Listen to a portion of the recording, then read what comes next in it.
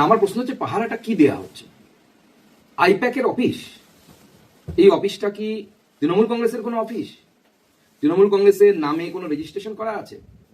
একটি বেসরকারি সংস্থা, সেই বেসরকারি সংস্থা ভারতবর্ষের বিভিন্ন রাজ্যে ভোট কুশলী হিসেবে কাজ করে। ইডি যে তাদের প্রেস রিলিজ বের করেছে তাতে অনুপ মাঝি, যাকে আমরা লালা নামে চিনি, আমি দুদিন আগেই আমার এক মিটিং থেকে বলেও ছিলাম যে লালা বাংলা ছেড়ে পালা, একসময় সিপিএম বলতে এখন তৃণমূলও বলছে, কারণ এই লালা যদি ধরা পড়ে, তাহলে পরে তৃণমূলের বা এই লালার যদি মুখ খোলে তাহলে এই তৃণমূলের অনেকেরই চাটিবাটি গুটিয়ে যাবে। আজকে সেই লালার কেসে ইডি একটি বেসরকারি সংস্থার অফিসে গেল।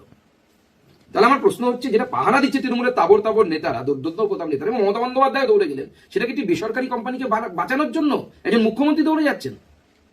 তার থেকেও বড় প্রশ্ন, যে যদি এটা না হয় তাহলে কি তৃণমূল কংগ্রেস কোনো বেসরকারি সংস্থা খুলেছে, বিজনেস শুরু করেছে, যে যারা অন্যান্য রাজ্যে, যেমন বিহারেও আইপ্যাক কাজ করেছে, এর আগে তেলেঙ্গানাতে আইপ্যাক কাজ করেছে, দিল্লিতে আইপ্যাক কাজ করেছে, এমনকি একটা সময় বহু আগে যদিও গুজরাটে বিজেপির হয়ে আইপ্যাক কাজ করেছে।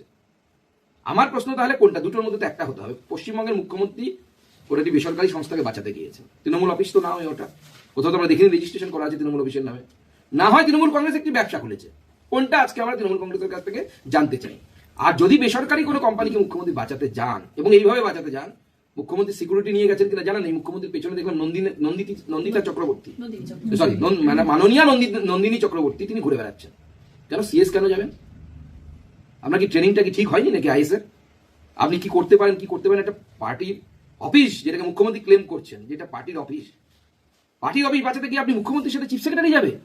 আমি তো নির্বাচন কমিশনকে বলবো এখন থেকে নোট নিয়ে রাখুন, এই চিফ সেক্রেটারি যদি থাকে তো তৃণমূল পার্টি অফিসে গিয়ে বাসন মাজবে। এই চিফ সেক্রেটারি তো পদলেহন করতে এসছে, অদ্ভুত ব্যাপার। চিফ সেক্রেটারি চলে যাচ্ছে বেসরকারি কোম্পানিকে বাঁচাতে। আমরা জানতে চাই যে এই কোম্পানির সাথে নন্দিনী চক্রবর্তীর সম্পর্ক কি, মমতা বন্দ্যোপাধ্যায়ের সম্পর্ক কি, মমতা বন্দ্যোপাধ্যায়ের পরিবারে কি শেয়ার কেনা আছে এই কোম্পানির? শেয়ার মার্কেটে আছে কিনা আমার জানা নেই, কিন্তু যদি থাকে তাহলে কি শেয়ার কেনা আছে? এই প্রশ্নের জবাব কিন্তু বাংলার মানুষ চাইছে।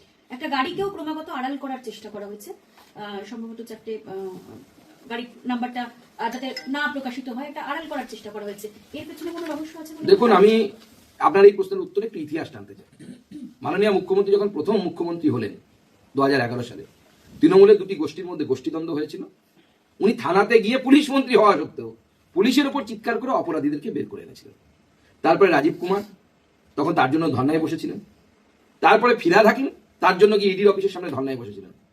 আজকে দেখলাম ফাইল ছিনতাই করে নিয়ে চলে গেলেন। শুধু তাই নয়, তিনি একটি গাড়ি নিয়ে এসেছিলেন, সেই গাড়ির নাম্বার যাতে ক্যামেরার সামনে না পড়ে, সেটা তৃণমূল কংগ্রেসের কোনো একজন বা পুলিশের কেউ এইভাবে দুহাত তুলে যিশুখ্রিস্ট হয়ে ওই নাম্বার ঢাকা দেওয়ার চেষ্টা করেছিল। আমরা বের করেছি, এটা হচ্ছে সেই গাড়ির নাম্বার যে গাড়িটা নিয়ে মুখ্যমন্ত্রীর ফাইল এসেছে আজকে, চুরি করা ফাইল। মুখ্যমন্ত্রীর ফাইল চুরি বা ছিনতাই বলা ভালো, এটা চুরি তো অজান্তে হয়। উনি ইডি অফিসারদের সামনে ফাইল ছিনতাই করে এসেছেন, ছিনতাই করে নিয়ে এসেছেন। পশ্চিমবঙ্গের মুখ্যমন্ত্রী যে ছিনতাইবাজ, এটা কিন্তু আমাদের জানা ছিল না।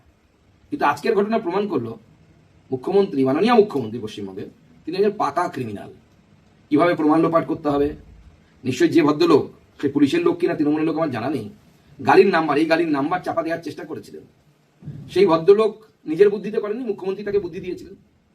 এইভাবে তথ্য প্রমাণ লোপাট করার বুদ্ধি তো ক্রিমিনালদের কাছে থাকে, সিজেন্ড ক্রিমিনাল যাকে বলে।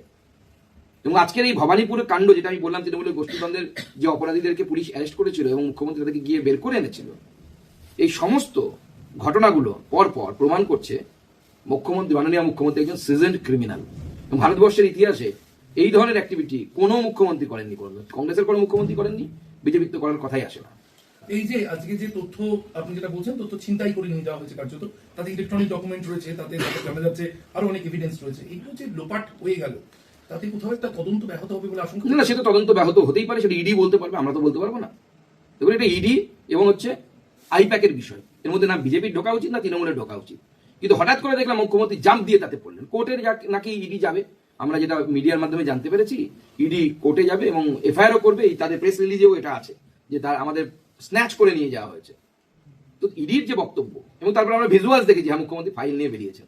মুখ্যমন্ত্রী বা তৃণমূল কংগ্রেস নিশ্চয়ই কালকে ক্লিয়ার করবে ইডি কি তাদেরকে হাতে তুলে দিয়েছিল, না ইডি যেটা ক্লেম করছে যে মুখ্যমন্ত্রী ছিনতাই করে ফাইল নিয়ে গেছেন। আমাদেরও সামনে স্পষ্ট হওয়া উচিত না মাননীয় মুখ্যমন্ত্রী আমাদের কতটা বড় ছিনতাইবাজ। ইডির কাছ থেকে যিনি ছিনতাই করতে পারেন তিনি তো যেমন তেমন ছিনতাইবাজ নয়, আইএসআই মার্কযুক্ত ছিনতাইবাজ।